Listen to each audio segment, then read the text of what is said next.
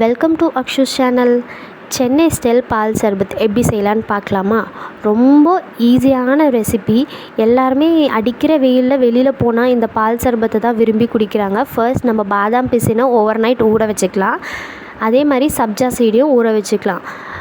பால் காய்ச்சிட்டு நல்லா நைட்டே ஃப்ரிட்ஜில் வச்சுட்டோம் அப்படின்னா நெக்ஸ்ட் டே ப்ரிப்பேர் பண்ணுறதுக்கு ஈஸியாக இருக்கும். நல்லா சில்லுன்னு பால் இருக்கணும். இதோட மெயின் இன்க்ரீடியன்ட் இந்த நாவல் பழம் சிரப் தான்.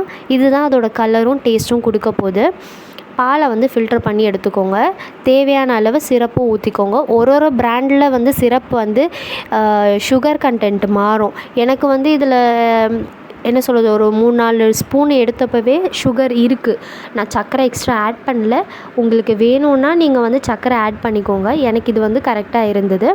ஊற வச்ச பாதாம் பிசினும் சப்ஜா சீடையும் அதை ஆட் பண்ணிக்கோங்க.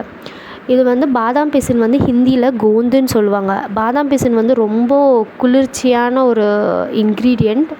நம்ம பாடி ஹீட் இருக்குது அப்படின்னா இதை வெறுமனே ஊற வச்சு சாப்பிட்டோம் அப்படின்னா பாடி ஹீட்டெல்லாம் நல்லாவே ரெடியூஸ் பண்ணும். இந்த ட்ரிங்க்கு ரொம்ப என்ன சொல்கிறது, பாடி ஹீட்டை குறைக்கிறதுக்கான ட்ரிங்க்கு தான் இது. எல்லாமே சேர்த்து மிக்ஸ் பண்ணிவிட்டு ஜில்னஸ்க்காக இதில் ஐஸ் க்யூப்ஸ் ஒரு 5 to 6 ஐஸ் க்யூப்ஸ் ஆட் பண்ணியிருக்கேன். நான் நல்லா ஆட் பண்ணி மிக்ஸ் பண்ணிவிட்டு ஒரு கிளாஸில் ட்ரான்ஸ்ஃபர் பண்ணிக்கோங்க. அவ்வளோதான். ரொம்ப சிம்பிளான ரெசிபி இது. கண்டிப்பாக எல்லோரும் ட்ரை